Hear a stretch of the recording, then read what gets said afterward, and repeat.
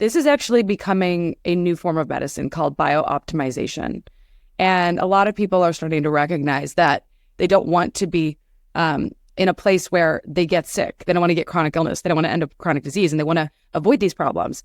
But everyone's got a unique lifestyle. So even though we know we should be eating better and exercising more, the question is how are you going to do that with what your resources are and where you live? So previously I mentioned that your body's kind of like a car with a hybrid engine, and you can run on battery power or gas. Most people are running on only gas power, and they're producing a lot of exhaust, which is in the form of oxidative stress. When you learn to shift between gas power and battery power, which is carb metabolism and fat metabolism, your body develops what's called metabolic flexibility. And that flexibility is a hallmark of health. Turns out that 88% of our country is metabolically unhealthy. So that means that a lot of people are dealing with metabolic inflexibility. They're dealing with high amounts of visceral fat. They're dealing with insulin resistance. So their bodies are not processing carbs effectively. And they're also dealing with obesity. They're dealing with waist circumference, poor lipid metabolism. All of these things are found in people with problems with metabolism. Energy is life. And so if you optimize your energy in your body by optimizing this, sending the signals to your cells to make more energy, fueling your body with proper food, ensuring that you have healthy air and water, and avoiding toxic people, you can really have a great experience with optimal energy. Hello and welcome. Welcome to another episode of Your Health Matters, right here on the iHeart Network. My name is Carl Sterling. I'll be your host. As always, I am thrilled to be your host. And you know, I say this here and there. I'm going to say it again. Usually we have a whole bunch of stuff to go through. I have a tradition of little rituals of this and that and the other thing. The only thing we're going to go through of our traditional stuff this week is talking about the book of the week. The book of the week this week, folks, and it's on my website. It's called The Spark Factor. Well, I'll tell you why it's the book of the week, because we have the author with us today as my very special guest. Her name is Dr. Maloof. She is a pioneering force in the healthspan, extension, and longevity medicine arenas.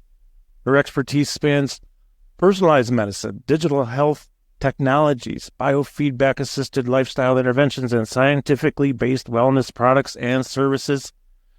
Her groundbreaking book, and I have to tell you, this is a groundbreaker, The Spark Factor. I love this book, and if I'm correct, I think it's the first biohacking book for women. So bravo, first of all, bravo on that, and welcome, Dr. Mali. Thanks for joining me. How you doing? I'm also Carl. Great. Well, I have a question for you before we start talking about energy, because we were talking about energy. Can you define or describe real succinctly what does biohacking mean, so that our listeners have an understanding of what's this thing? It's kind of like a buzzword now, but a lot of people aren't familiar with what it is. So in medicine, we learn how to gather information in a medical history, and we learn how to gather data from laboratory tests and imaging tests. And then we come up with assessments and plans. This is time to think about solving medical problems. But what if you could apply the same approach to improving your health? This is what biohacking is all about. And in particular, what I try to practice is scientific biohacking, which is when you're applying the scientific method to your own individual body and where your baseline measurements lie and which baseline problems that you have going on, so that you can systematically create plans to improve different facets of your health. The very simplest way of thinking about a simple biohack is putting on an Oura ring, the steps you take, and then deciding, okay, if I'm only taking 3,500 steps, which is the average amount of steps most Americans are taking, how can I get up to 10,000 steps? Mm-hmm. And your plan would be, okay, what are all the different ways I'm going to get more steps? I'm going to park further away from the grocery store. I'm going to take the stairs every morning.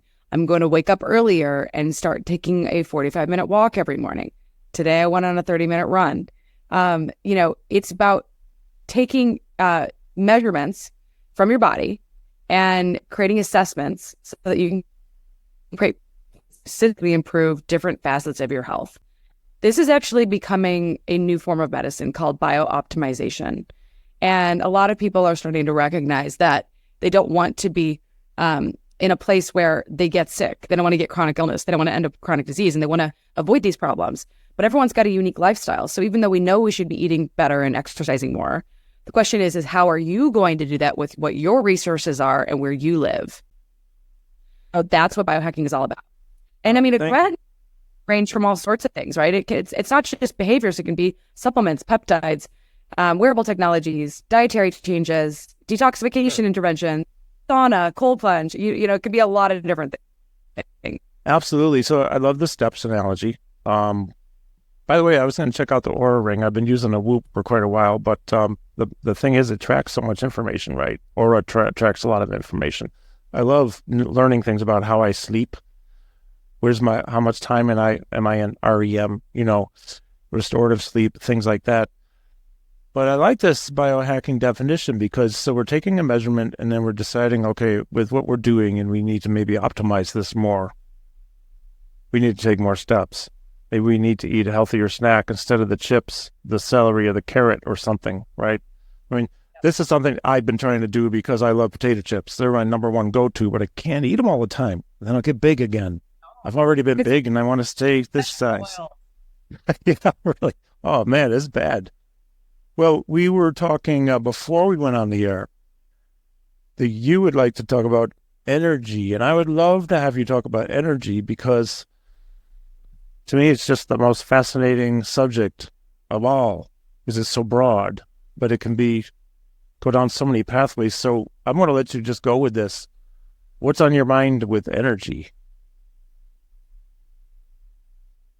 Well, when I started studying medicine, I was very much oriented around a materialistic perspective of health, which means medicine is all about the material body.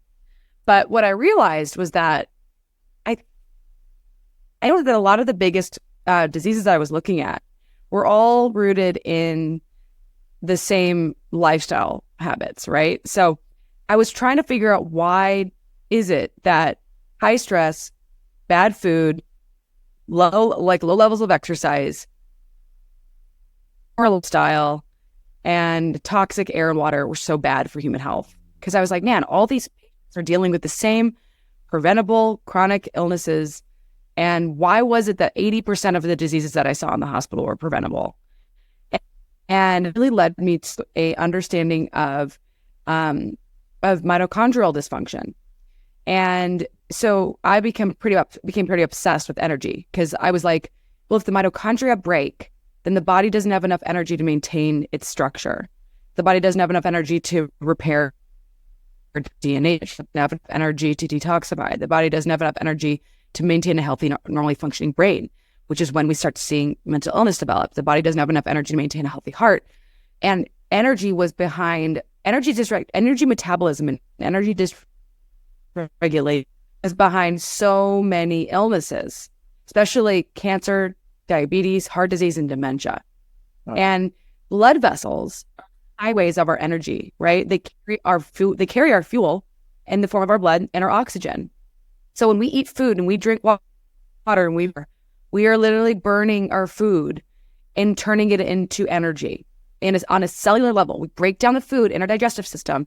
We combine that with oxygen and we pull off electrons and we use those electrons to create what's called a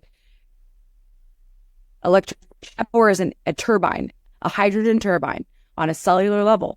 So our cells are running on hydrogen energy. And I was like, whoa. So the money of our cells is ATP, and most people in our country are broke. And I was realizing this is what's really behind chronic illness.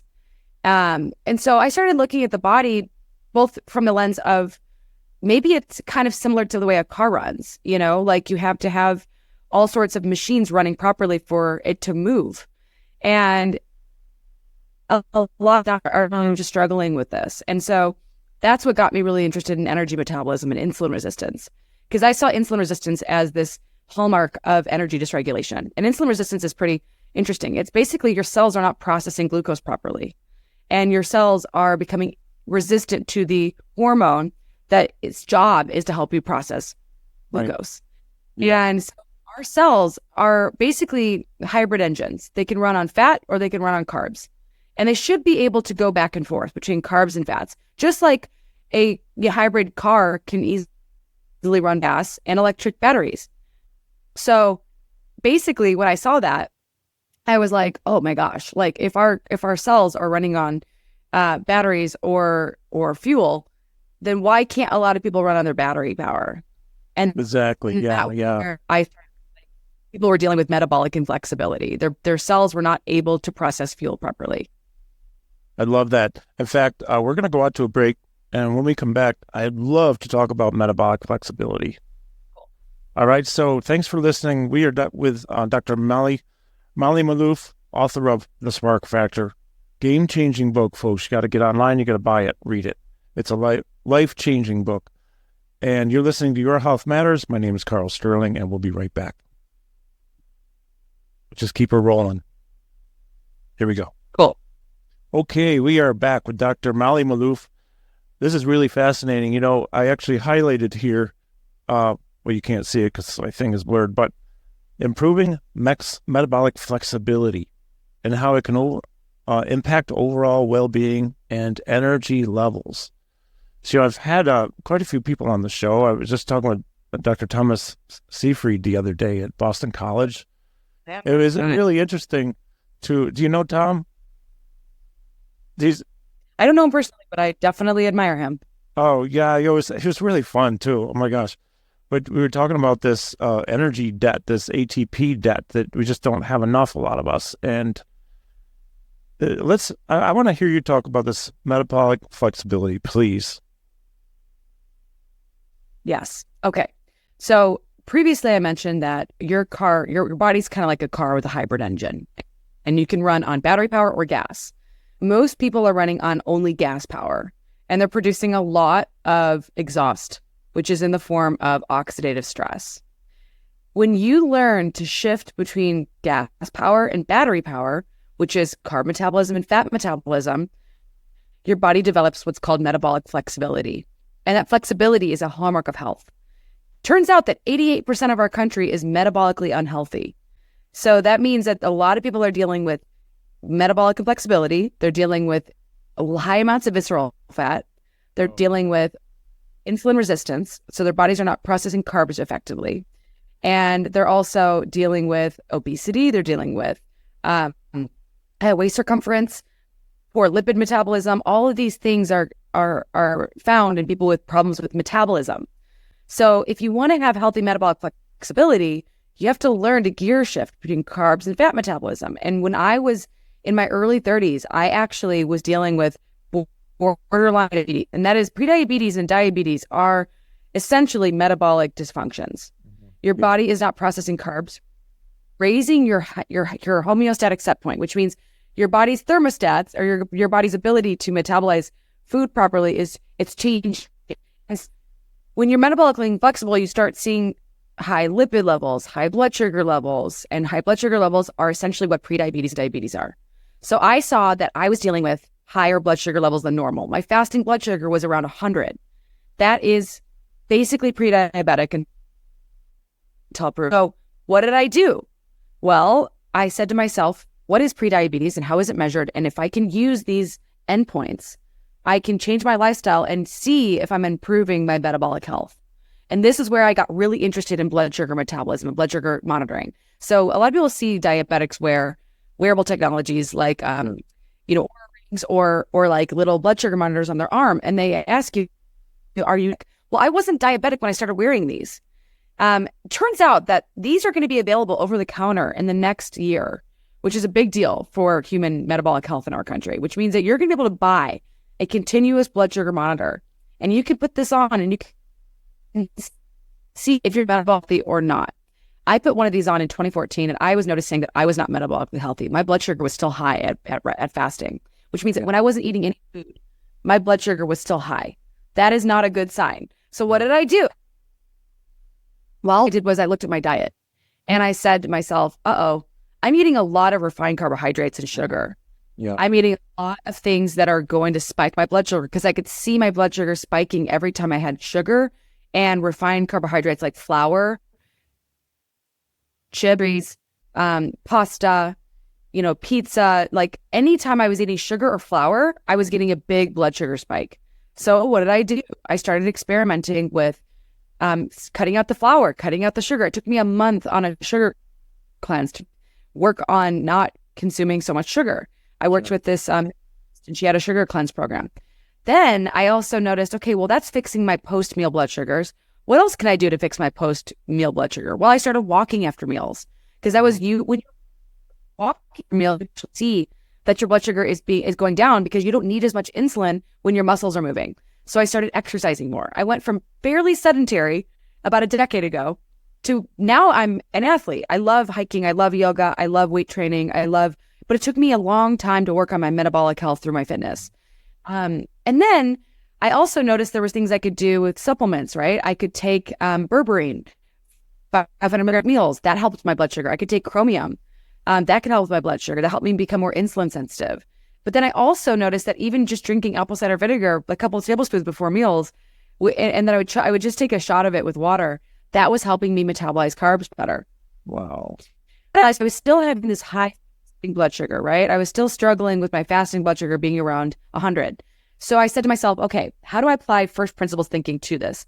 If my fasting blood sugar is is something that needs to be addressed while I'm fasting, then maybe what happens if I fast more? So I started trying to learn how to fast. And then I realized that, I'm not actually able to fast easily. I wonder why. And that's fat adapted. So fat adaptation, that you are adapted to metabolizing fat just as much as you're adapted to metabolizing carbs. So I had to teach my body through pushing my body into ketosis for at least a month or two. That's what taught my burning fat. Is I just told my cells, okay, I literally sent the signal by eating higher fat, lower carb diets. That's what trained my cells to be able to metabolize fat. Now that's discipline, right? You have to learn how to go into ketosis and you have to learn how to eat properly because, you got to make sure you still eat enough fruits and vegetables. I did low glycemic fruits. I did vegetables. I did lots of fiber. I did higher protein, and I was eating fats that my body could metabolize effectively. And so I trained my body to metabolize fats, and then that's when I started being able to fast. And so fasting was something that I learned how to do after I was fat adapted. So I started learning how to fast by just starting with, 12 hours a day, 3 hours a day to 16 hours a day. And I have to tell everybody listening out there, if you're a young, fertile female who doesn't have any insulin resistance, who is totally perfectly healthy metabolically, I don't necessarily recommend fasting. But I was not metabolically healthy. I was borderline pre-diabetic. So I had insulin resistance. So for me, fasting, I read the book, The Complete Guide to Fasting by Jason Fung. And I was using a blood sugar monitor and I was training my body to learn how to fast. Now, I don't fast as much anymore because I'm more metabolically flexible, but once in a while I'll do a 4-hour fast. When I was trying to fix my metabolism, fasting was one of the tools in the toolbox. But I want to tell everyone out there, if you have undiagnosed thyroid condition, you have a thyroid condition, if you have, basically like if you're not fat adapted and if you're under extreme stress states, I'm not recommending fasting because you have to deal with stress, thyroid health before you should start intervening with the fast. Interesting. That's something I'd like to dig into a little bit with you at some point before we finish up today, is the stress levels and how that can affect our visceral fat. And a visceral fat, that's bad. We don't want to have that. There's a lot of fatty liver. I was actually, besides being a heavy drinker until years ago in my former life as a professional drummer for a living, and then being obese and doing this journey that actually got me into this business. And then I'm a consummate geek and nerd, and I have to just learn. So that's why I'm talking with you. It's like, I hope she'll say yes. So thank you for saying yes and joining me. But I want to continue this process because when we look around, we see a population who, they're what I used to be. I was really big. I was obese. It was horrible. I felt bad. I felt sick. I felt ashamed. I felt lazy. I had no energy. And My visceral was high. Everything was bad. It was like a spiral downward. So I'm rambling here, folks. So I'm so excited to have Dr. Maloof with us. So we're going to go out to a break. You're listening to Your Health Matters. We'll be back in a couple of minutes. Okay. Just had to fill a little time. Okay. How about, can we do, Stress, because I feel like I can really explain that to people. Oh, please. Oh yeah. Here we go. All right. Okay. We are back.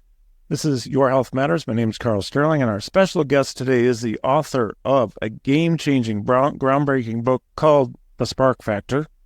Her name is Dr. Maloof. Thank you so much for joining us again. And so we were talking about, different things, but I'd really like to get into talking about stress. Because stress, this, especially chronic stress and anxiety, there's a lot of that in the world. We're in a different world right now. And none of this stuff we've got is going to go away. The cell phones aren't going to go away, the smartphones and this and that. In fact, I love technology. Problem is, I can let it get the best of me sometimes. Then I have more stress, social media, whatever. Managing stress is so important. I wonder if you could talk about this with us. So how does stress impact us health-wise in numerous ways? And what can we do about it? Yeah. So when I was discussing arguments about the role of mitochondria as our batteries of our cells, one of the things that really hit me when I was studying mitochondrial health is that your cells are basically making energy at all times, but spending energy in our daily life with all of our activities that we do. When we wake up in the morning, when we go to work, when we make our breakfast, when we interact with people on Zoom, we're literally using our energy stores. So I want you to think about yourself like you're a video game character, and there's these energy bars in the corner, and you're hit with a major. That's going to create a drain in your energy, right? Let's say you have a big fight with your spouse. Let's say you're crying because you lost your job. Let's say your child is sick. All of these things are going to drain your energy on a literal cellular level. And in fact, let's say you have a sick parent and you have to be a caregiver, or you've got a sick partner. Caregiving stress, we've actually, Robert and Eckhart, two researchers that have studied the effects of psychosocial stress on mitochondrial function. And they believe that mitochondria are essentially integrating the stress response and determining how we spend our energy stores. So if you think about your body as a big, giant battery, when you experience psychological stress, whether it's the things I discussed or, something else, like maybe there's a hurricane going through right now, that is going to drain your energy stores. And if you have enough stressors layered upon themselves, this is what's called allostatic load. This is the cumulative amount of stress your body can handle before it starts to break down. And what's that called again? What was that called? Allostatic load. Okay. Thank you. So this is everything cumulatively put together. Right? Financial stress, relationship stress, environmental stress, economic stress. Sure. There's actually research on racism, for example, creating stress on a cellular level for people. So stress does actually kill. And we now understand why.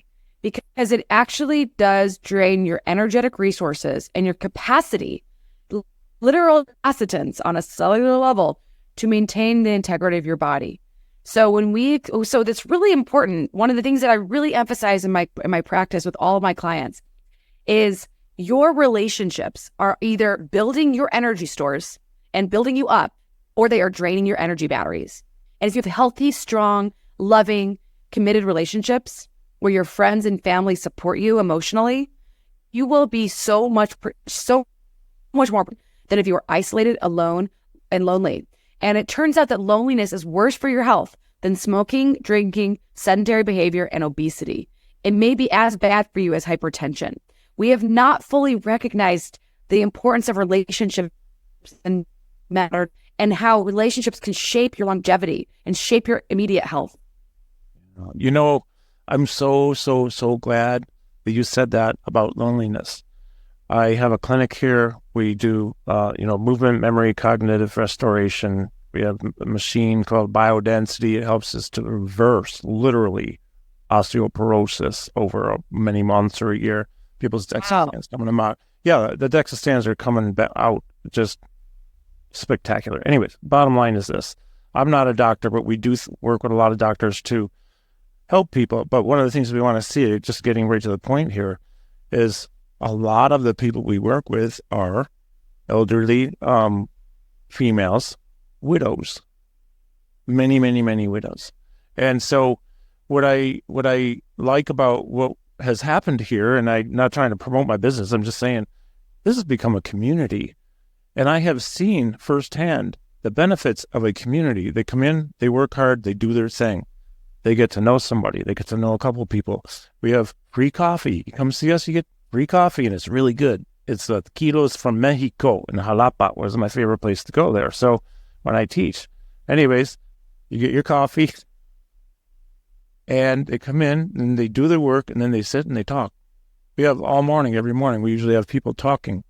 Socialization is so important, and they've even commented, they comment about, this is such a great place. So thank you. I wasn't trying to really do that, but the outcome is community, I have learned, is so important. Socialization is so important.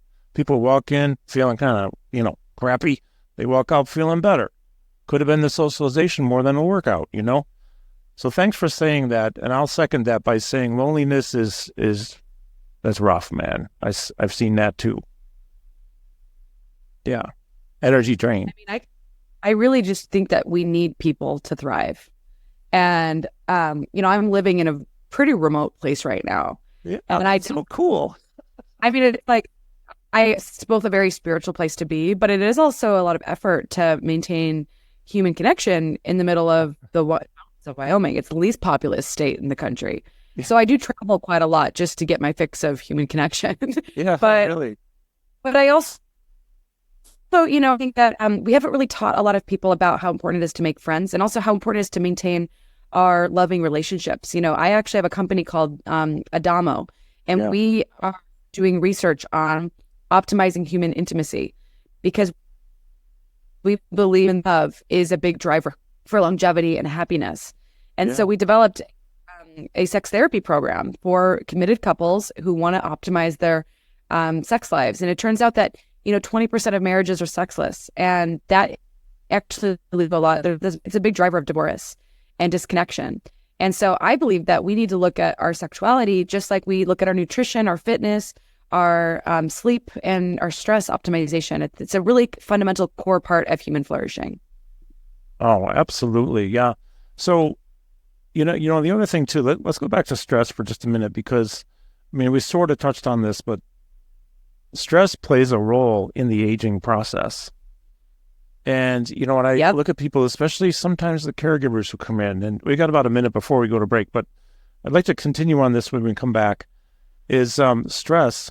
I see it affecting so many people, and they're, no judgment here, but they're just aging so quickly.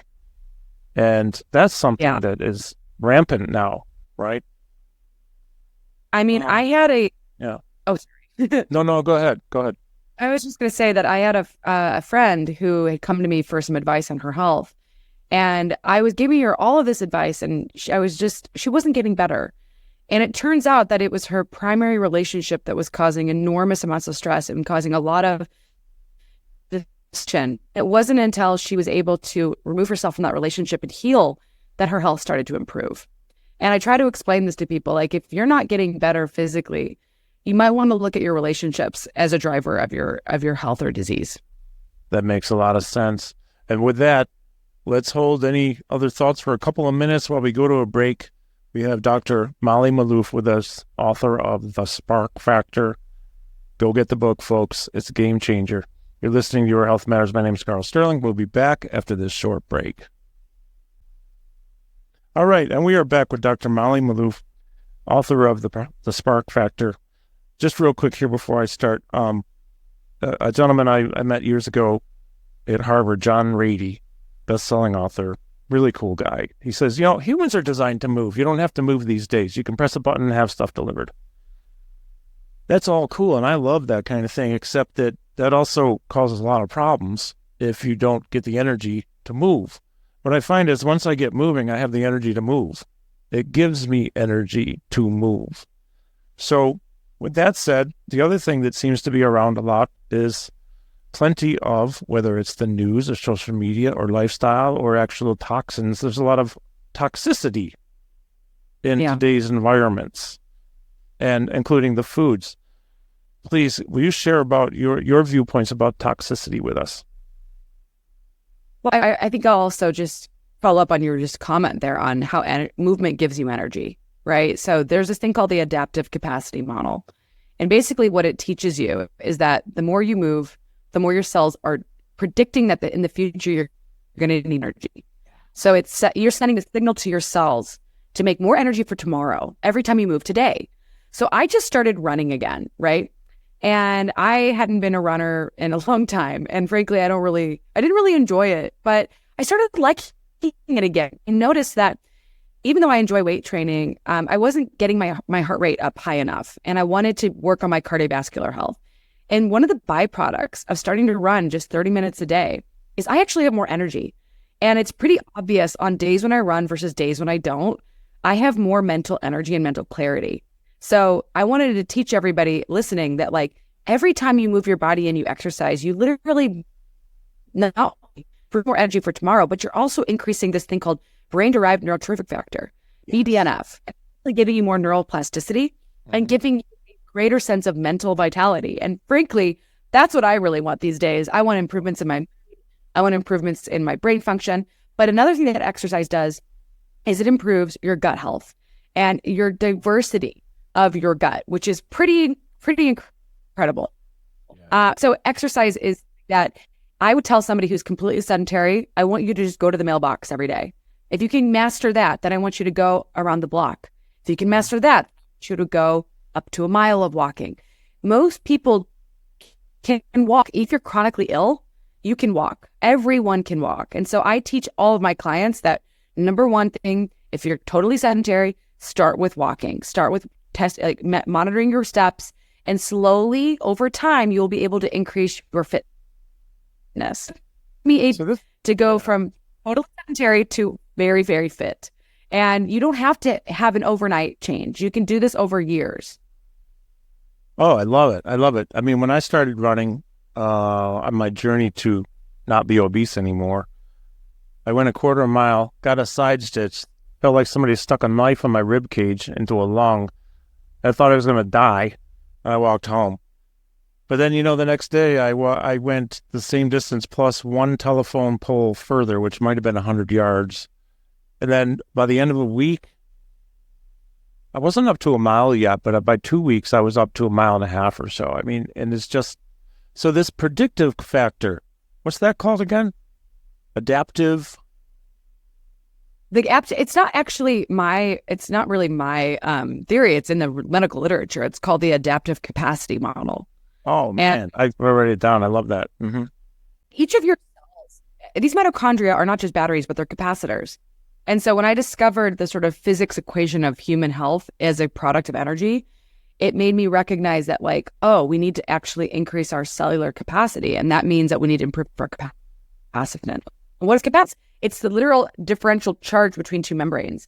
And what does it do? It enables you to deploy energy quickly. That is capacity. This is something that I wish I would have been taught in medical school. And it took me a decade to figure this out. Just oh my God. But here's the thing I want to explain to people. One of the biggest problems that a lot of people are suffering from is that their mitochondria are not functioning properly because they live in very toxic environments and they consume very toxic foods. So when you consume large quantities of fried vegetable oils, things that you would find in fast foods, processed foods, and lots of refined carbohydrates, you are damaging the cells on a cellular level. There are a lot of chemicals and chemical preservatives in our processed foods and fast foods. Yeah. And unfortunately, we've designed our food system to be very much about longevity of foods on the grocery store shelves. And I personally try to avoid a lot of processed foods. I eat as much whole foods as possible, which means I'm literally making my own crackers of oats and seeds. I buy local grass-fed meats. I get my fish from a fisherman who goes to Alaska. I buy pastured chicken. I'm friends with hunters who give me fresh elk. And I know what this sounds weird, but like I'm obsessed with food sourcing because I believe that if I can feed my body with whole, real foods, I can avoid a lot of toxins in my food supply. So I'm really searching for the most pristine food possible. I get my eggs from a farmer. I literally get raw A2 milk from a dairy out here. And I know that I'm living and basically like the quality of the food that I consume is fundamentally giving me a massive advantage in my health compared to most people. Most people are, I think, put in a position of being impoverished because their brains aren't working properly, their bodies aren't working properly, and they can't afford. Honestly, we most people can't afford to feed themselves healthy because it's so expensive to buy food these days in America. And honestly, this is a huge problem. But I look at my food as my health, and I also purify my water with an AquaTrue, which removes PFAS chemicals and heavy metals and things that I know are not good for me. I clean my air with a Miele, which is a air purifier, and it literally measures my air quality in my house that I live in. So I'm pretty avoiding toxicity. But you know what? Sometimes I have to go on airplanes and I get exposed to chemicals lining the inside of that airplane and jet fuel fumes. So I do detoxes on myself at least a few times, like once or twice a year, where I'm taking glutathione, taking acetylcysteine, taking milk thistle, doing colon cleanses, and basically following some of my friends' advice. One of my friends is Josh Mason, and he has a platform called the Detox Dudes. He's like a world expert in detoxification. And I do recommend that people detox. And a lot of doctors don't believe in detoxification. But I personally know that after I do a detox, I usually feel amazing. And so whether you believe it's, you or not, there's products like sulforaphane and diethylmethane and supplements that can take that can actually upregulate your detox pathways. I see a lot of clientele not having healthy digestion. And if you're not digesting properly, you're not detoxifying properly. So I really work hard on optimizing gut health in all of my clientele. I really think this is your guts are the seat of your health or disease. It's everything. I mean, and the gut-brain connection. And, Dr. Bredesen told me years ago when we were in New York together, he said, Carl, this Parkinson's stuff, this Alzheimer's, this is living in your gut probably 10, 15, 20 years before it gets to your brain. And then it can be there a few years before you exhibit any kind of symptom. So the gut biome, the gut health, so important. And I love to hear that exercise improves gut health. That's fantastic. Actually improves microbial diversity. Yeah, it's great. Well, if you were to sum everything up in 30 seconds with a takeaway message for our listeners, what would that be? Energy is life. And so if you optimize your energy in your body by optimizing this, sending the signals to your cells to make more energy, fueling your body with proper food, ensuring that you have healthy air and water, and avoiding toxic people, you can really have a great experience with optimal energy. Beautiful. I love this. I love this so much. We're going to go into just a little bit of overtime, just 5-10 minutes maybe, folks. So you're listening to Your Health Matters. My guest today has been and is Dr. Molly Maloof. Thank you, Molly, so much, man. It's a real pleasure to meet you. Thank you so much for having me. Really appreciate you joining us, sharing your words of wisdom. Be sure to go out and get The Spark Factor. It's a fantastic book. It's a game changer. It's one of those books you just got to have it. You got to read it, and then you got to reread it and study it. And again, Dr. Molly, thank you. Thank you, everybody who is listening. We'll be back again next week with another episode of Your Health Matters right here on the iHeart Network. Remember to keep moving. Move your body. Use your brain. Do both at the same time, preferably every single day. A lot. Have a great week. Okay, folks, so we're in the overtime version here, overtime segment, I should say, of Your Health Matters. Post-airing of the main show. My guest is Dr. Molly Maloof, and she's been sharing so much about, mitochondrial health, flexibility, metabolic flexibility, I should say. And we're talking all kinds of things that will help us to increase and improve the health span within our lifespan. And so you have some other thoughts you'd like to share, and let's dig right in. let's start talking. I mean, love is a real important thing. I mean, we're humans. We want to be loved. I like it when I feel love from somebody who I love. Totally. I mean, it's a beautiful thing. It's What is special. love, right? Like Yeah. a lot of people don't understand love. And I didn't fully understand it until I started studying the neurobiology and the evolutionary biology of love, because I was informed by two of my mentors, Sue Carter, who discovered pair bonding in prairie voles, and then Helen Fisher, who sadly just passed, but she was a luminary in the science of love as three separate motivational drives. One drive to have sex. The second was the drive to become bonded, become attached to a person through romantic love, which is essentially a commitment device that we've evolved to become physiologically addicted to someone. And then there's the attachment drive, which is the drive to bond and attach and stay connected to someone so that you stay committed, so that you can raise a family, and so that a family can stay together. So three drives are interconnected. And when you have healthy sexuality, when you have healthy romantic love, when you have healthy attachment, you have a much greater chance of having a healthy long-term relationship and family and community. Now, if you have what's called unhealthy love, you can experience things like stalking, for example, or domestic abuse, where people are attached to someone who is actually not, maybe doesn't want to be attached to them in the case of stalking, or let's say you're attached to someone who might be abusive. And this love can go wrong. You don't talk about both sides of the coin here, because almost everybody thinks that love is just a happy-go-lucky thing, but actually love can be deeply painful and traumatizing. And so it's so important to evaluate your loving relationships and ask yourself, is this relationship really serving me? And is this relationship really bringing me a sense of safety, sense of higher capacity, more emotional balance? Or is this relationship causing me significant pain and suffering? And I don't think enough people really ask themselves. I think we don't teach people how to work on their relationships in our culture. There's way more people on the internet teaching about fitness and nutrition than there is people teaching about love and intimacy and sexuality. Mm-hmm. And I think that they're as important as other facets of our wellness. It's just we haven't prioritized them the same way we have prioritized other facets of human health. Well, also, I think that, and it depends on, I guess, maybe who you're dealing with, where they're from, their upbringing, the generations, I don't know. But some of it, for some people, might be awkward to talk about. Love is maybe defined differently. I think in particular of, let's say, my grandparents, and, I'm 63, so, I mean, they would be like 125 right now or so. And when we look at that, we're thinking, geez, it's not that there wasn't love and nourishing and good family ties, family bonds, but also you couldn't talk about that stuff. So now I think what you're doing here is really important, vital, actually, vital, because you're not afraid to talk about it, and people, I think, need to be more open to talking about it.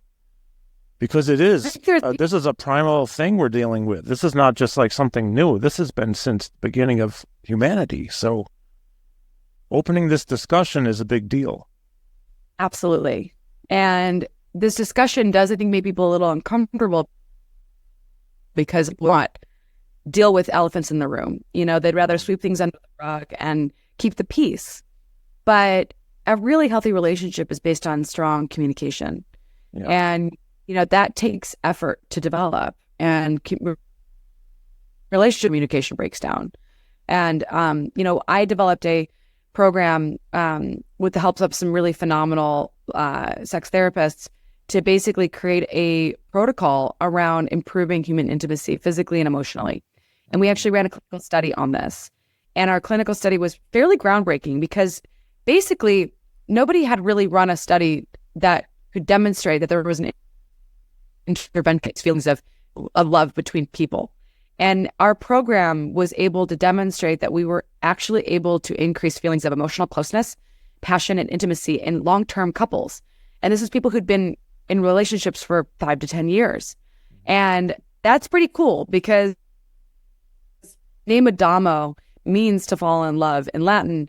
And I was just trying to understand is there a science to love, and can you measure love, and can you improve it?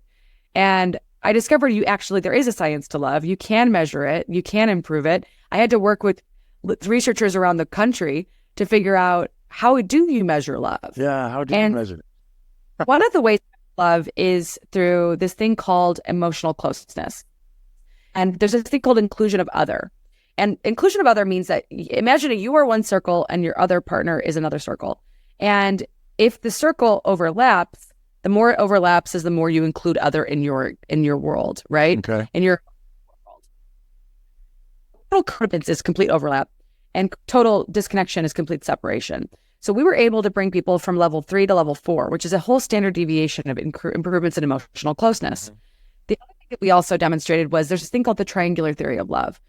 And love is considered to be love that has high intimacy, high passion, and high attachment or commitment. So most committed couples, so we didn't see major improvement. We didn't see like significantly high improvements in attachment because we already chose committed couples. But we did see improvements in intimacy and passion. And so we were actually able to scientifically show that we can improve feelings of romantic love in committed couples. That's amazing. Yeah. Seriously, that's amazing. If you want to check it out. I was reading about that on your website. Oh, sorry. I might have talked over you. I didn't mean to do that. I was reading about it on your website and saying, man, this amazing human is really, you're out in the forefront. You're knocking down barriers. It's really great, man. It's real work. I'll tell you that. Really hard work. And, like startup life is not for everybody. I'll tell you. Oh my gosh. Yeah. It can be really, really hard, but it's worth it, to make a difference in the world. Well, yeah. This is just so good. So, with that said, we're both running out of time. I just want to say thank you so much. I'm grateful for the opportunity to meet you and learn from you. And I'm so grateful my listeners will get to listen to you in Nashville and Central New York next month. I'll get this all up on the air. And if you want, when it's done, I'll send you some links and you can share if you wish. But thank you, Dr. Melly. Thank you. Thank you so much. Oh, no problem. Thank you, everybody, for listening. It's been a real pleasure having you listening. Feedback we get from the show has been really, really good. But we're trying to break barriers here by having top-notch, world-class truth tellers and guests on this to help us live a better life, a longer health span in many arenas, not just your physical health, all of the healths you can have. We want to have a longer health span within a lifespan. I appreciate you being here listening, and have a fantastic day.